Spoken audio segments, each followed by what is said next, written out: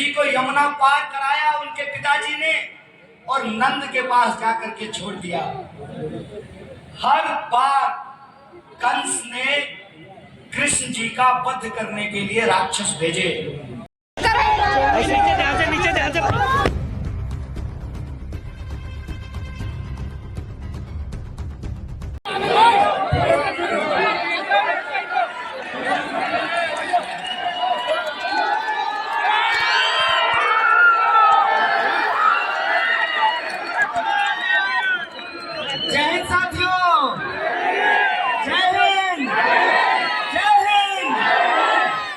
मेरी आवाज जहां तक पहुंच रही है,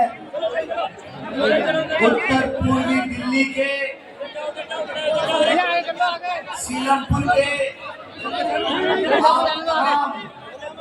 आदरणीय बुजुर्गों का, हमारी माताओं बहनों का, नौजवान साथियों का और इस इलाके में रहने वाले अपने सभी प्यारे बच्चों का मैं अभिनंदन करता हूं, आपको आभार व्यक्त करता हूं, आपका क्रांतिकारी इस्तेमाल करता हूं। साथियों, सबसे पहले तो मैं देरी से आने के लिए आप सबसे हाथ जोड़कर माफी चाहता हूं, क्षमा चाहता हूं। मैं सीधे हमारी पार्टी भारतीय राष्ट्रीय कांग्रेस के द्वारा आयोजित हमारे नेता कांग्रेस पार्टी के पूर्व अध्यक्ष श्री राहुल गांधी जी की सभा से आ रहा हूं। इसलिए आपके बीच देरी से आया हूं और चुनाव आचार संहिता की यह सीमा है कि 10 बजे चुनाव प्रचार बंद हो जाते हैं। मैं जानता हूं कि आप तकरीबन 6:30 बजे से इंतजार कर रहे हैं। घंटों इंतजार के बाद मैं यहां आया हूं और 20-25 मिनट के भीतर यह सभा हम लोगों को समाप्त करनी है। देरी से आने और जल्दी जाने के लिए आप सबसे मैं माफी चाहता हूं, लेकिन मेरा आप सबसे वादा है, मेरी आवाज जहां तक पहुंच रही है, घरों में बैठे हुए अपनी माँ बहनों को भी और इस इलाके के एक एक नौजवान को, आदरणीय बुजुर्गों को मैं ये वादा करता हूं कि अगर आपने चाहा तो हम 20-25 मिनट नहीं, पूरा 5 साल उत्तर पूर्वी दिल्ली में रहेंगे।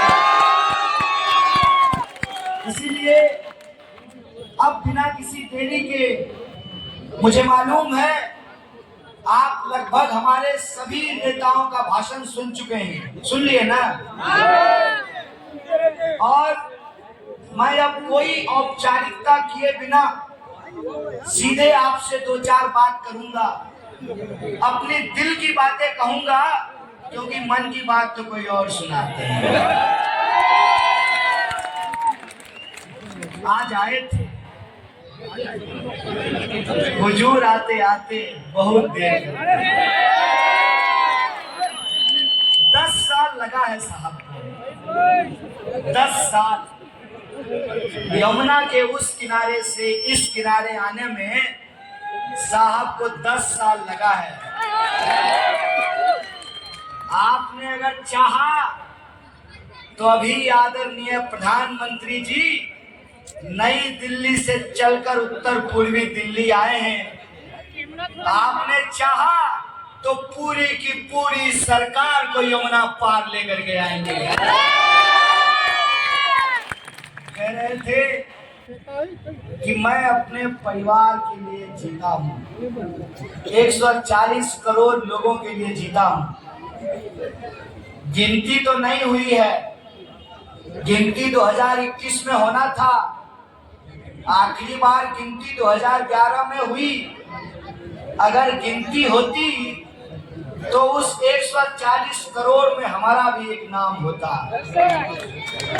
और उस 140 करोड़ परिवार की अगर बात हो रही है तो मैं ये पूछना चाहता हूं कि कल भाजपा के भेजे गए गुंडे के द्वारा जो हमला कराया गया है, एक महिला पार्षद के ऊपर हमला कराया गया है, हमारे जैसे साधारण व्यक्ति के ऊपर जो हमला हुआ है, तो आपके परिवार में हम शामिल हैं कि नहीं है, जरा ये बताइए। जिन लोगों को कोविड के दौरान ऑक्सीजन नहीं मिला, शमशान में जगह नहीं मिली, अस्पताल में बेड नहीं मिला, उन परिवार के लोग उस 140 करोड़ के परिवार में शामिल हैं कि नहीं है। हर घंटे जो 2 जवानों को हर घंटे मजबूरन आत्महत्या करनी पड़ती है, हर घंटे जो देश के जो किसानों को आत्महत्या करनी पड़ती है, वो किसान और जवान उस 140 करोड़ के परिवार में शामिल है कि नहीं है। हर मिनट इस देश की किसी न किसी महिला के साथ जो अत्याचार होता है, 140 करोड़ के परिवार में वो शामिल है कि नहीं है।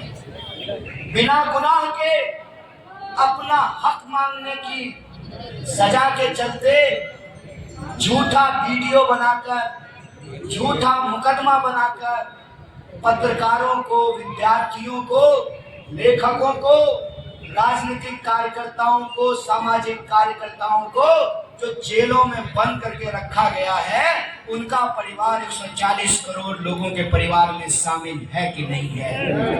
हम पूछना चाहते हैं कि पिछले 10 साल में कहाँ तो तय था चिरागा हर एक घर के लिए, कहाँ चिराग मयस्सर नहीं शहर के लिए। हम जानना चाहते हैं कि पिछले 10 साल में पढ़े लिखे 2 करोड़ नौजवानों की जो नौकरियां छीन ली गई, वो लोग 140 करोड़ के परिवार में शामिल हैं कि नहीं है। हम पूछना चाहते हैं कि बीटेक करके, एमबीए करके, एमए करके, एमएससी करके, पीएचडी करके, बायोडेटा लेकर के नौकरी के लिए दर दर भटकने वाले वो नौजवान 140 करोड़ के परिवार में शामिल है कि नहीं है। हम पूछना चाहते हैं कि जीएसटी की मार झेल रहे ये छोटे दुकानदार, छोटा मोटा बिजनेस करने वाले, धंधा करने वाले, रोजी रोजगार करने वाले वो लोग 140 करोड़ के परिवार में शामिल है कि नहीं है। हम पूछना चाहते हैं कि एमपी बनेगा 5 साल के लिए, प्रधानमंत्री बनेंगे 5 साल के लिए, विधायक बनेगा 5 साल के लिए, पार्षद बनेगा 5 साल के लिए, लेकिन जिन नौजवानों के, गरीब के बच्चों को नौकरी मिलती है सेना में, अग्निवीर के चलते जिन नौजवानों का सपना छीन लिया गया, उन अग्निवीरों का परिवार 140 करोड़ के परिवार में शामिल है कि नहीं है।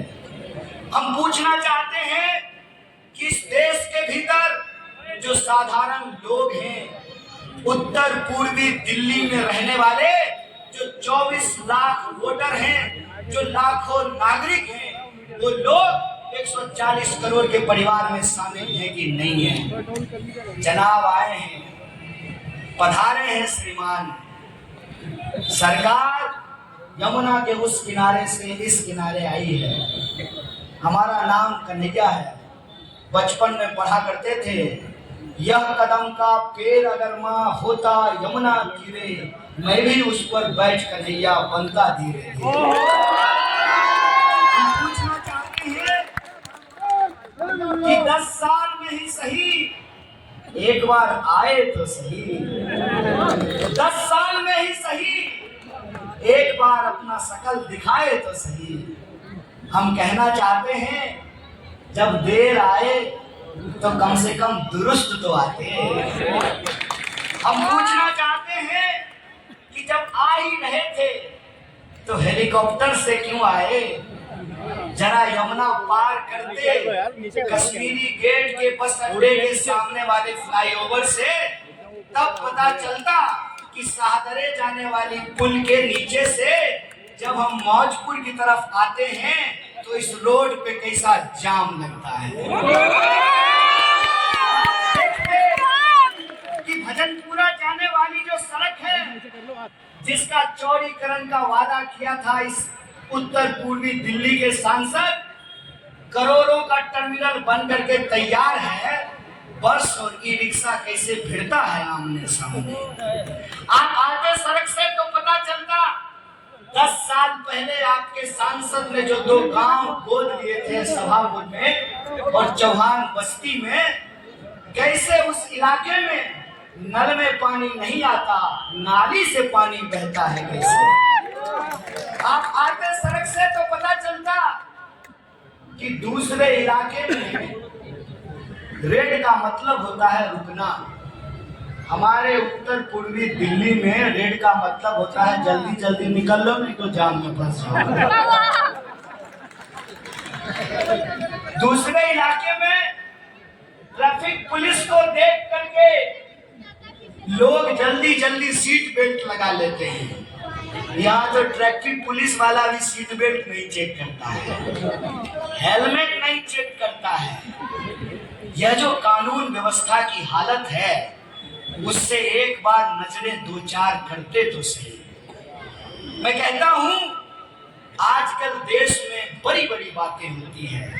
मैं छोटा इंसान हूँ, माँ आंगनवाड़ी की नौकरी करती है, हमारे पास हेलीकॉप्टर हवाई जहाज नहीं है, हवाई चप्पल है, इसीलिए मैं छोटी छोटी बातें और मैं लोगों के जीवन से जुड़ी हुई बातें करता हूँ। 10 साल में ही सही एक बार आए, बताते तो सही जिस विकास का दावा किया गया वह विकास किन गलियों में छुप गया है, गली नंबर 12 में कि गली नंबर 9। यह बात मैं आपसे इसलिए कर रहा हूं कि मुझे बड़ी बड़ी बातें करना नहीं आता।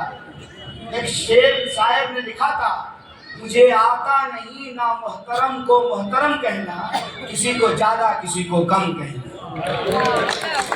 साधारण सिंपल सीधी बात करता हूं, क्योंकि राजनीति में मैं आया नहीं लाया गया।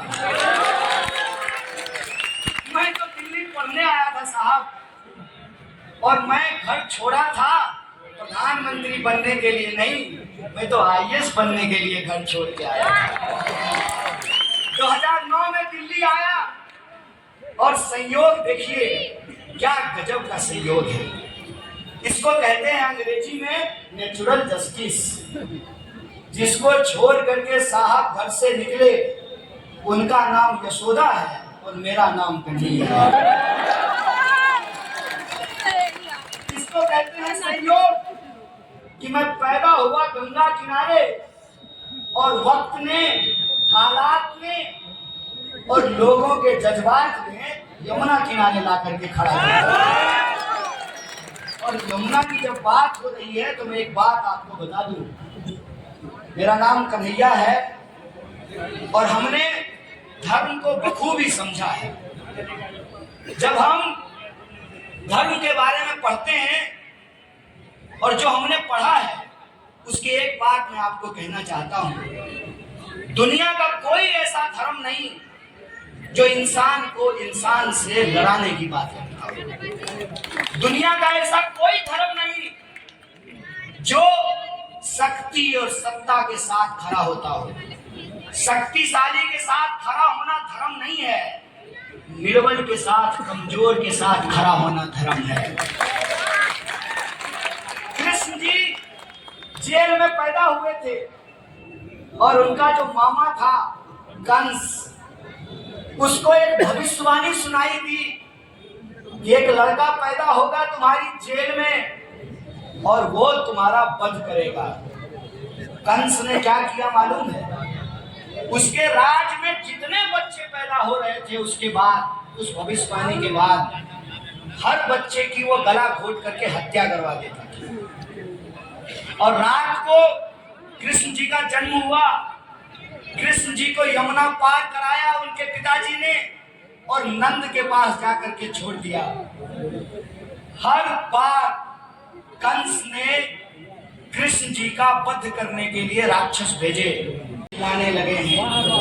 अब तो इस तालाब का पानी बदल दो यारो, ये कमल के फूल कुमलाने लगे हैं।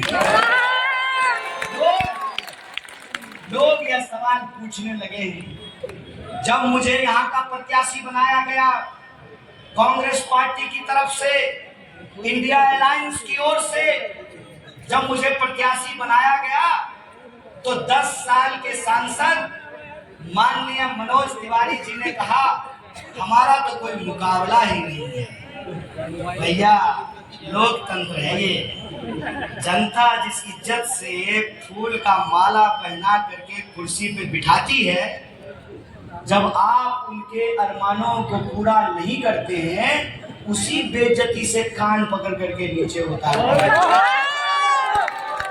ये कुर्सी है, ये आती जाती रहती है और ये दिल्ली है।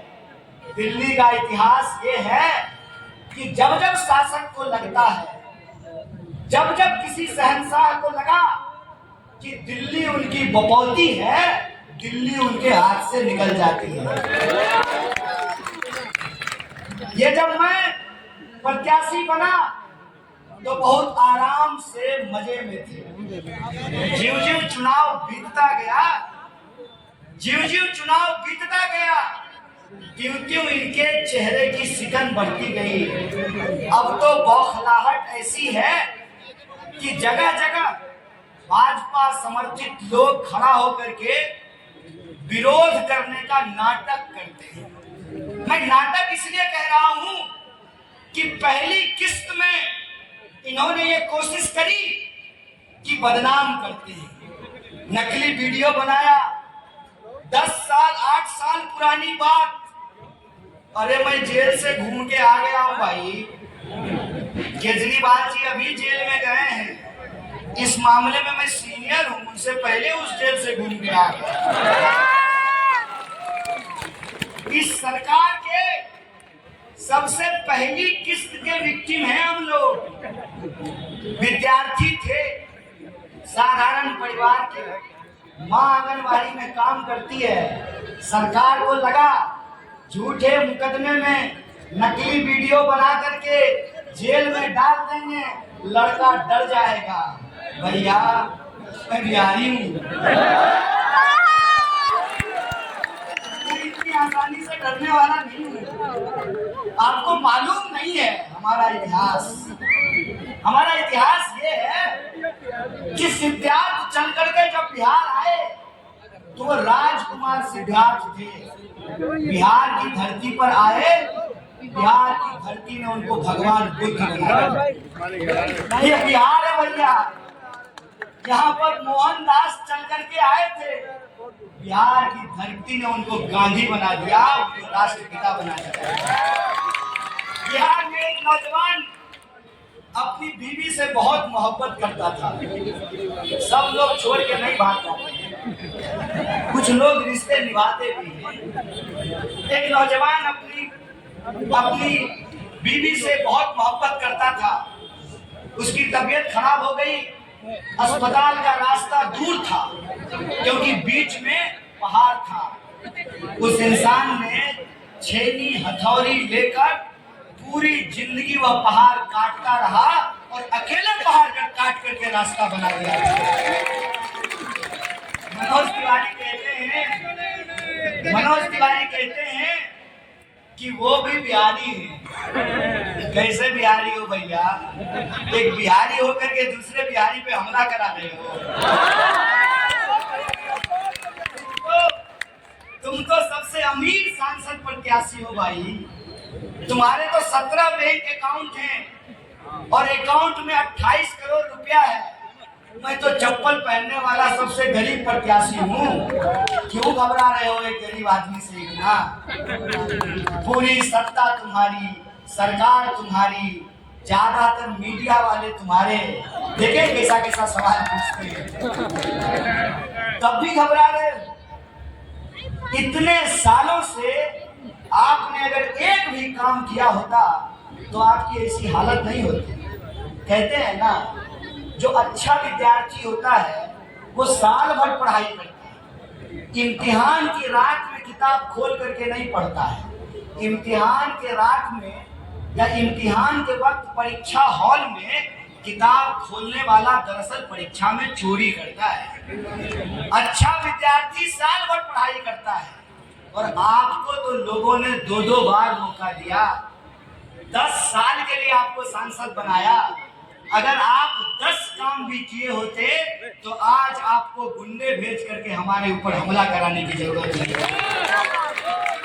आप गिनाओ ना अपना काम, आप बताओ। तो जब मैंने इनसे सवाल पूछना शुरू किया कि आप उत्तर पूर्वी दिल्ली के लिए क्या काम किए हैं, मैं आपसे कहीं भी बहस करने को तैयार हूं। आपके मीडिया चैनल पे बुला लीजिए, अपने 10 पत्रकार जुटा लीजिए, देखिए वो हमारे सच का सामना कर पाते हैं कि नहीं कर पाते। आप बताइए। तो तब उन्होंने कहा कि हमने 14,000 करोड़ का काम कराया है। हमने कहा नेकी और पूछ पूछ, आपने अगर 14,000 करोड़ का काम कराया है, 14 पत्थर तो दिखा दो भैया अपने नाम का, कि आपने कौन सी रोड का शिलान्यास किया है, कौन से हॉस्पिटल का उद्घाटन किया है, कौन से स्कूल का उद्घाटन किया है। आपने जो वादे किए थे वो वादा मैं आपको याद दिलाता हूं। आपने गांव गोद लिए थे, आपने गांव गोद लिया था सभापुर का, आपने गांव गोद ली चौहान बस्ती, आपने गांव गोद लिया कादीपुर। गांव तो वहीं का वहीं है, मीडिया को जरूर गोदी में बिठाइए। इसीलिए मैं आपसे ये कहने के लिए आया हूं, मैं डरने और घबराने वाला नहीं हूं और किसी को भी डरने और घबराने की जरूरत नहीं है। इस देश के संविधान ने हमको वोट का अधिकार दिया है। यह जो हमारे ऊपर तानाशाही थोपना चाहते हैं, इस तानाशाही के खिलाफ वोट कीजिए। यह जो इस देश के संविधान को समाप्त करना चाहते हैं, उसके खिलाफ वोट कीजिए। यह जो समाज में नफरत फैला रहे हैं, समाज का बंटवारा कर रहे हैं, उसके खिलाफ वोट कीजिए। आप जो बराबर जाम की समस्या से परेशान होते हैं, दुकानदारों का काम धंधा कम हो गया, महिलाओं की सुरक्षा की गारंटी नहीं है, नौजवानों को रोजगार नहीं मिल रहा है, तो आप अपने पीढ़ी के पक्ष में मतदान कीजिए। आप संविधान की रक्षा के लिए मतदान कीजिए। और मैं आपसे वादा नहीं करता हूँ, मेरा काम नेतागिरी करना नहीं है। मैं बस आपको कहता हूँ कि मैं चुनाव में आपसे वादा करने नहीं आया हूँ। प्रधानमंत्री ने कहा कि अभी तो ट्रेलर है, फिल्म दिखाना है। साहब, हमने भी ट्रेलर दिखाया है। 10 साल में आपको एक बार बुलाया है, आप जिता कर। दोस्तों, वीडियो पसंद आए तो लाइक, शेयर और News 22 लाइव को सब्सक्राइब करना ना भूलें। शुक्रिया। देखते रहें News 22 लाइव, सदैव आपके साथ।